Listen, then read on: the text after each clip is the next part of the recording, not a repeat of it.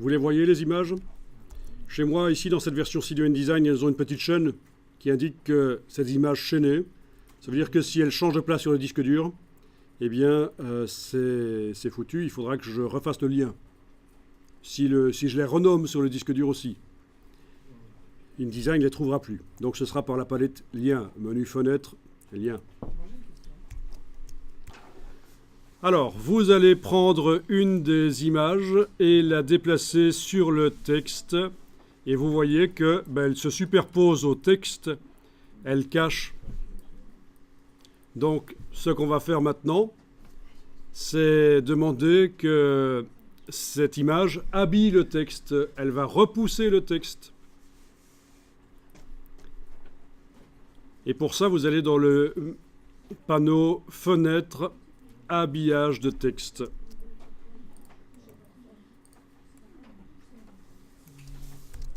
Ok, je vais un peu en arrière.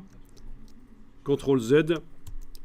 Il y en a qui ont des problèmes pour déplacer leur image. Alors attention, si vous avez double-cliqué sur votre image, vous êtes descendu au niveau de l'image, le contenu du bloc. Et quand vous la déplacez, vous êtes en train de la déplacer à l'intérieur du bloc, en fait. Comme ça. Et évidemment, si on l'amène là, on ne la voit pas, parce que le bloc qui contient l'image est resté là. Donc, CTRL Z. Il faut bien faire attention à ne pas double-cliquer, ni la prendre par le petit réticule central ici, ce qui revient au même. Donc, on clique à côté, on clique simplement une fois sur le bloc image, et on peut la déplacer. Voilà, sur le texte. Ok, donc l'image est là, on va la mettre en habillage de texte. Alors attention, l'habillage se met sur le bloc qui contient l'image. Le bloc ici, il apparaît en vert chez moi. Le calque, il est vert. Donc je suis bien en train de travailler sur le contenant, le bloc. Si je double-clique sur l'image ou que je clique sur le réticule, ça apparaît en rose.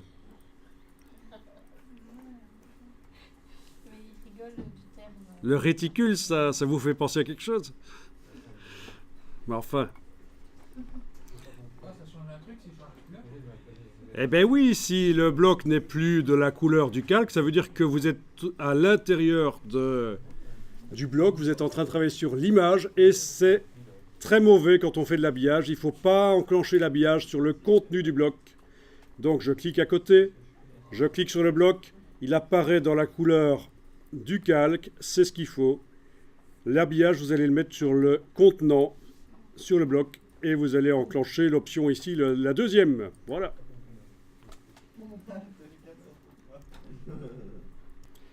Et donc, ce qui se passe, et ça se voit quand on déplace l'image, le texte est repoussé. Il n'y a plus de texte qui passe sous l'image.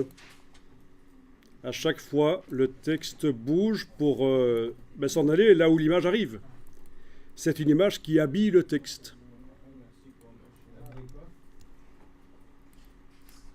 Alors, vous avez les marges d'habillage que vous pouvez utiliser ici, parce que vous voyez que le texte colle sur le bord de l'image et c'est pas bien. Donc je vais mettre par exemple 4 mm de marge d'habillage, et on voit une deuxième ligne qui apparaît, c'est la marge pour l'habillage.